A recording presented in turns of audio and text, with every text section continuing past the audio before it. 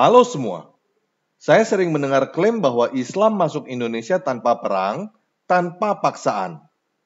Namun benarkah demikian? Pada video ini, kita akan mendengarkan tragedi pahitnya keruntuhan Majapahit yang akan dinarasikan oleh channel YouTube Lia Lestari's Journey berdasarkan sejarah. Saya sudah menyertakan link channel YouTube Lia Lestari Journey di kolom deskripsi video ini buat teman-teman yang mau nonton video-video Lia Lestari lainnya dan subscribe channelnya. Oke, kita mulai aja ya.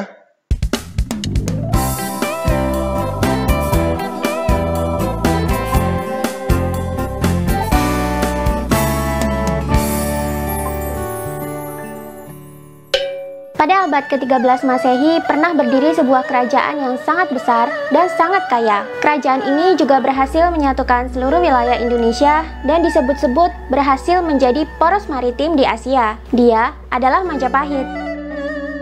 Sebagai negara bahari yang sukses, tak terhitung betapa kayanya Majapahit dulu.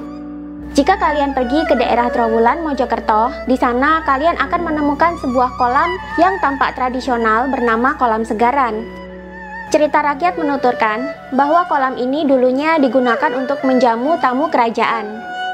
Tamu-tamu kerajaan yang singgah dan menikmati perjamuan bersama para raja dan pemangku jabatan di keraton, selesai makan, piringnya tidak dicuci, melainkan langsung dibuang di kolam segaran. Dan piringnya itu bukan dari beling atau gerabah, melainkan dari emas. Ini dimaksud agar tamu negara terpukau dan segan akan kemakmuran kerajaan Majapahit tersebut.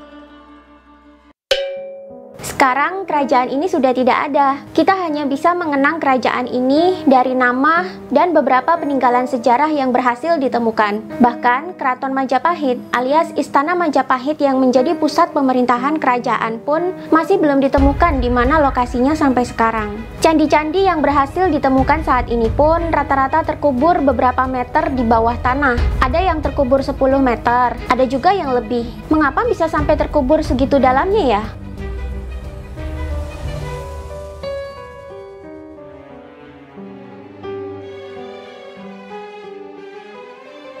Jika candi-candi bekas peninggalan Majapahit terkubur karena usianya yang sudah terlalu tua, mengapa candi-candi lain yang usianya lebih tua seperti Candi Borobudur, Candi Prambanan, Candi Mendut, dan masih banyak lagi, kenapa tidak ikut terkubur?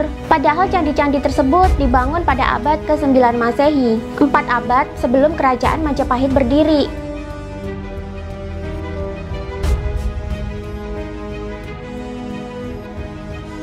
Sampai sekarang, hilangnya kerajaan terbesar di Nusantara yang namanya harum sampai ke benua Afrika dan Eropa sana masih menjadi misteri. Kebanyakan penemuan candi dan bekas peninggalan kerajaan Majapahit ditemukan dalam kondisi sudah terkubur, sehingga diperlukan penggalian untuk mengangkat dan merekonstruksinya. Informasi dan catatan sejarah untuk mengungkap Majapahit seolah putus di zaman Kerajaan Demak, kerajaan Islam yang berdiri setelah Majapahit hancur dan hilang tak bersisa.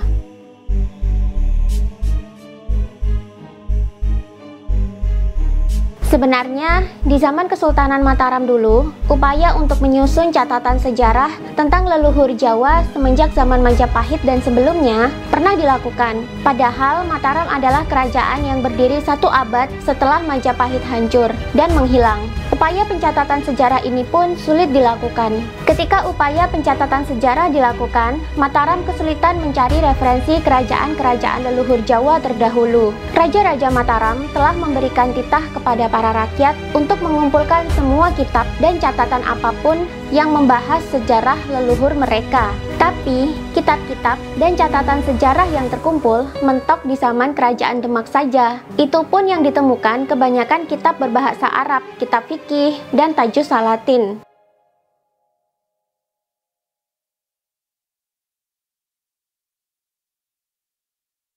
Catatan sejarah yang membahas peradaban sebelum Demak berdiri hampir tidak ada. Semua catatan sejarah dan kitab semasa pendahulu Kerajaan Demak hampir tidak ditemukan. Kalaupun ada sedikit yang berhasil ditemukan, keadaannya sudah mengenaskan. Ada yang rusak, ada juga yang terbakar. Akhirnya, dengan bahan seadanya, disusunlah Babat Tanah Jawa yang saat ini juga menjadi rujukan para sejarawan untuk menginvestigasi sejarah leluhur Nusantara.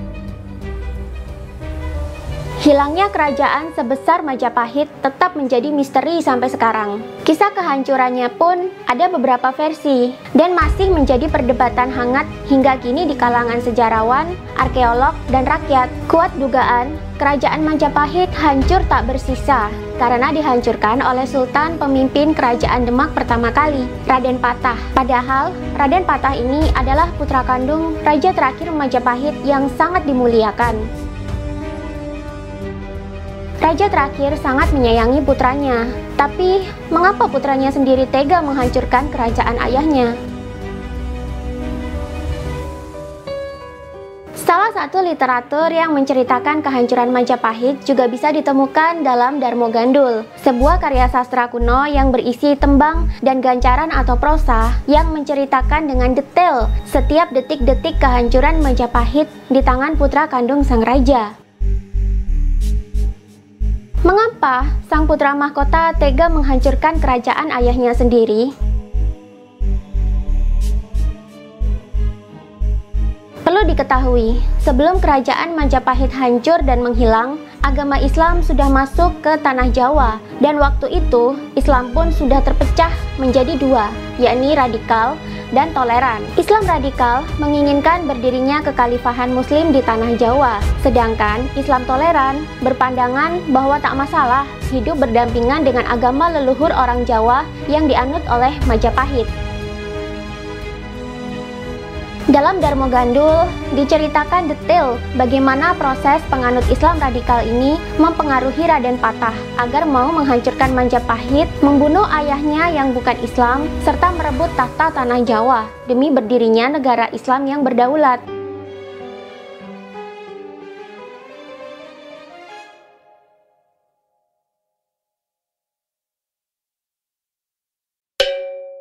Agama Siwa Buddha diyakini menjadi agama para leluhur Nusantara, terutama di tanah Jawa. Agama ini adalah sinkretisme atau perpaduan antara agama Hindu dengan agama Buddha. Inti ajarannya adalah Budi, alias kesadaran diri sejati manusia. Dalam agama ini diajarkan bahwa manusia hendaklah mencapai kesadaran diri sejatinya, sehingga ia bisa menyadari roh dalam dirinya yang merupakan percikan roh Tuhan atau roh yang langsung diberikan oleh Tuhan. Roh dari Tuhan yang ada dalam diri manusia atau diri sejati manusia juga memiliki beberapa sifat Tuhan, seperti sifat mengasihi, menyayangi, cerdas, bijaksana, kuat, dan welas asih atau berbelas kasih. Manusia yang telah mencapai kesadaran diri sejati akan mengenali siapa Tuhannya, apa peranan dia diciptakan di dunia, dan bisa membedakan mana yang baik dan buruk secara bijaksana dan cerdas. Agama Siwa Buddha sekarang masih bisa ditemui di Nusantara. Biasanya disebut sebagai agama Hindu dan banyak dianut oleh masyarakat Bali dan sebagian masyarakat Lombok. Agama ini juga menjadi agama resmi orang-orang di zaman Majapahit, berikut para rajanya.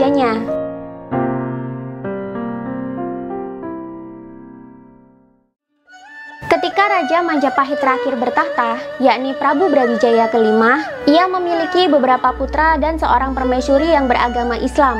Di zaman Prabu Brawijaya kelima bertahta, agama Islam sudah masuk ke tanah Jawa dan disebarkan oleh para ulama. Ulama-ulama ini dipimpin oleh 9 wali utama yang disebut sebagai Wali Songo. Dewan Wali Songo pada awal mulanya diketuai oleh Sunan Ampel di daerah Ampel Denta, Surabaya. Awal mula agama Islam disebarkan di tanah Jawa berlangsung toleran dan damai.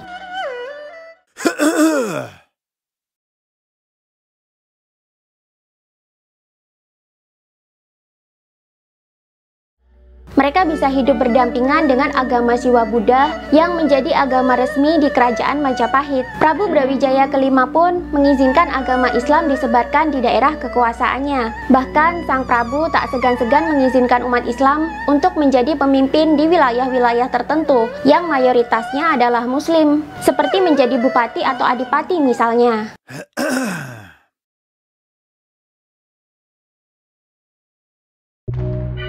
Putra kandung Prabu Brawijaya kelima pun, Raden Patah, juga menganut agama Islam. Ia diberi kemuliaan oleh ayahnya dengan diberi sebuah hutan di daerah pesisir utara Jawa Tengah yang bernama Hutan Bintara. Hutan ini boleh dibuka untuk diubah menjadi pemukiman warga dan Raden Patah dijadikan bupati atau adipati di sana. Di bawah kepemimpinan Raden Patah, Hutan Bintara bisa ia rubah jadi kota yang maju dan ramai bernama Demak. Soal agama, Raden Patah ini adalah murid dari Sunan Ampel. Selama belajar Islam, Raden Patah pernah bermaksud untuk menggulingkan ayahnya, sebab di dalam ajaran Islam tidak diperkenankan umat Islam dipimpin oleh pemimpin yang kafir.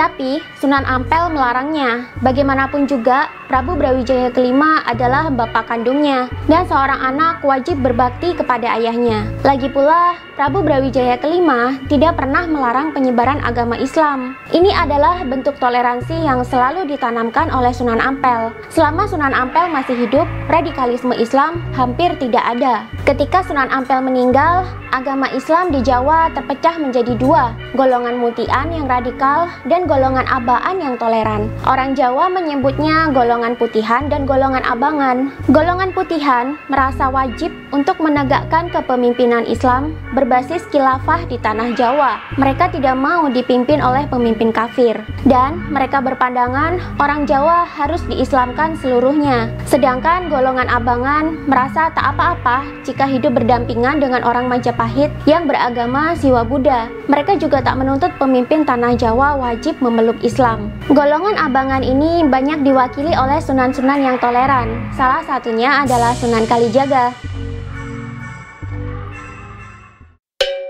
Setelah Sunan Ampel meninggal, muncul gerakan makar dari kabupaten di wilayah pesisir yang Islam, di mana di situ tercium gerakan untuk mendirikan kekhalifahan dan mereka mau melepaskan diri dari Majapahit. Gerakan makar ini diketahui oleh Prabu Brawijaya kelima. Prabu pun segera mengirimkan pasukan untuk menumpas gerakan makar ini. Pemimpin gerakan ini kocar-kacir dan melarikan diri menggunakan kapal laut. Sang Prabu segera mengirimkan surat kepada Raden Patah di Demak untuk memberitahukan bahwa telah terjadi gerakan makar oleh golongan Islam radikal, dan Raden Patah diminta menangkap dan menyerahkan mereka jika mereka melarikan diri ke Demak. Mengapa Sang Prabu curiga mereka bisa saja lari ke Demak?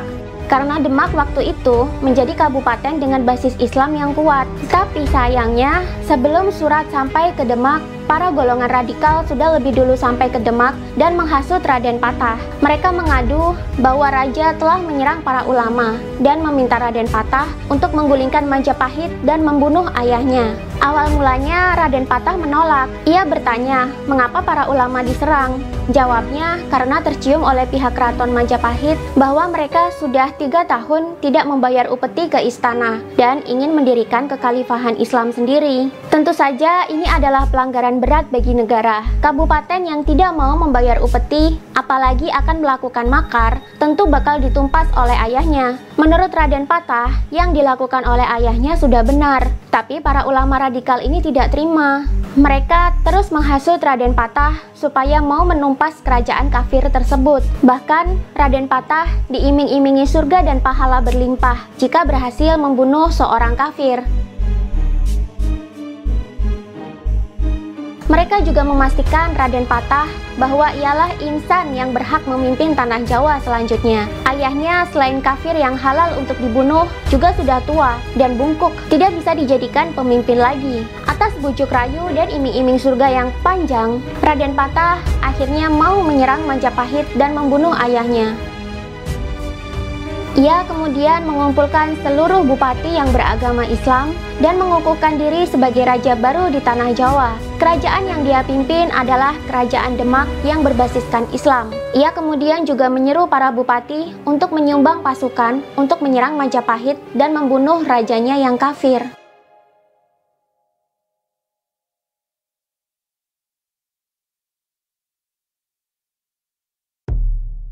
Langkah Raden Patah ini lalu ditentang oleh seorang ulama yang bernama Syekh Siti Jenar. Ia dengan tegas menolak rencana Raden Patah untuk menyerang dan menghancurkan Majapahit. Tapi, Syekh Siti Jenar saat itu mendapat tentangan keras dari para Islam radikalis. Setelah peristiwa itu, Syekh Siti Jenar dalam Darmo Gandul diceritakan dibunuh. Akhirnya rencana Raden Patah pun dilaksanakan. Dengan iring-iringan 30.000 pasukan, ia berangkat menuju Majapahit untuk berperang. Rencana ini kemudian dibocorkan oleh Bupati Pati. Ia mengirimkan surat ke Keraton Majapahit dan menceritakan semua yang terjadi di Demak. Membaca isi surat tersebut, tentu saja Prabu Brawijaya kelima serasa bagaikan tersambar petir. Ia sangat kaget dengan rencana anaknya yang lebih menurut pada hasutan orang-orang Islam radikalis daripada mempercayai ayahnya sendiri. Dia juga sangat sedih anaknya menempuh jalan peperangan demi mendapatkan tahta tanah Jawa. Padahal jika diminta baik-baik, Prabu juga pasti menyerahkan tahtanya pada Raden Patah.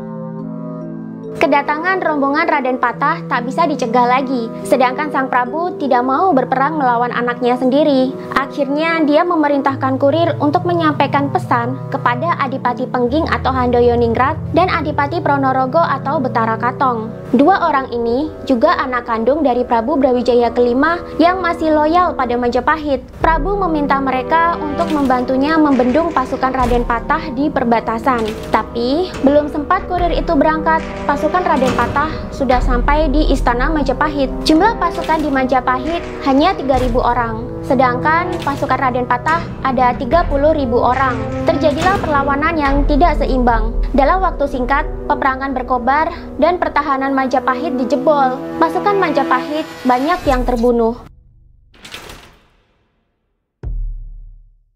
Patih Majapahit pun ikut tewas di medan perang. Kompleks keraton dijarah oleh tentara Demak. Rakyat dikumpulkan dan dipaksa masuk Islam. Jika tidak, rumah mereka akan dijarah atau mereka dibunuh.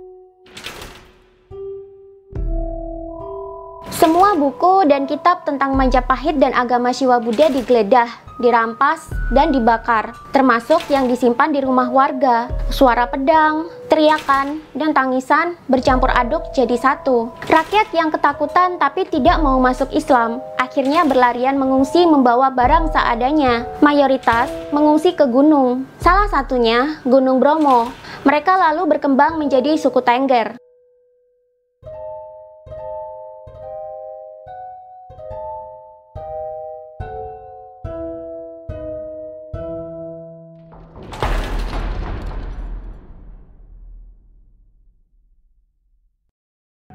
Dalam tragedi ini, Prabu Brawijaya kelima berhasil melarikan diri, ditemani oleh dua pendeta setianya, Sabdo Palon dan Noyo Genggong. Mereka bertiga melarikan diri ke ujung timur Pulau Jawa. Ketika pasukan Demak menggeledah istana, seisi istana sudah porak-poranda dan habis dijarah. Sang Prabu tidak ditemukan. Akhirnya istana tersebut diduduki oleh pasukan Demak dan Raden Patah berangkat ke Ampel Denta untuk mengabarkan kemenangan perang melawan kerajaan kafir kepada keluarga Sunan Ampel di sana. Sesampainya di kawasan rumah almarhum Sunan Ampel, Raden Patah segera menemui istri gurunya yang masih hidup tersebut. Dengan bangga ia mengabarkan telah menjadi khalifah di tanah Jawa dan berhasil memenangkan pertempuran melawan raja yang kafir.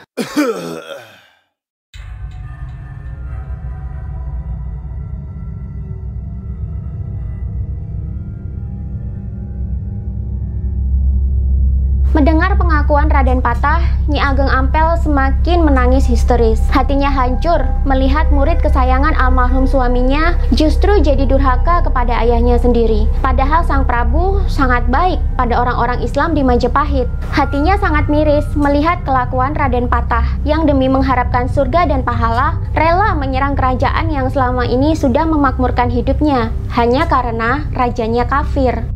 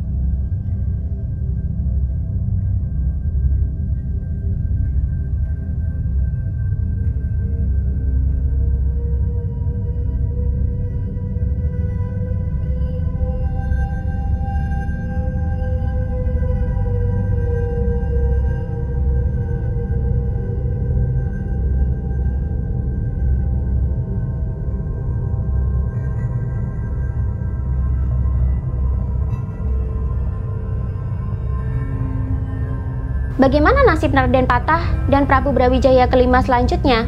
Apakah Prabu Brawijaya kelima selamat dalam pelariannya atau justru tewas di tengah jalan?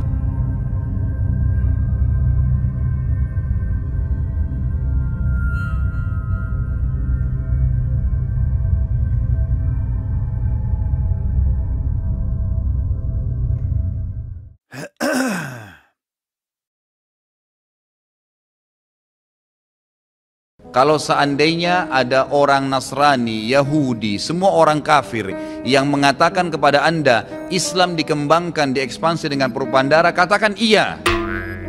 Memang iya. Karena banyak orang Islam, subhanallah, kayak orang yang ketakutan kalau dikatakan Islam itu disebarkan dengan pedang. Saya katakan ikhwas sekalian, memang Islam dikembangkan dengan pedang. Jihad itu dikumandangkan memang dari dulu. Ada pengembangan Islam dengan dakwah, ada pengembangan Islam dengan pedang. Nabi SAW menyerang Mekah itu dengan kekuatan memang. Sampai menaklukkan Mekah, akhirnya tersebar Islam di Mekah. Dan kalau tidak ada jihad pada saat itu, Mekah akan tetap jadi kota kafir. Jangan dilupakan sejarah itu.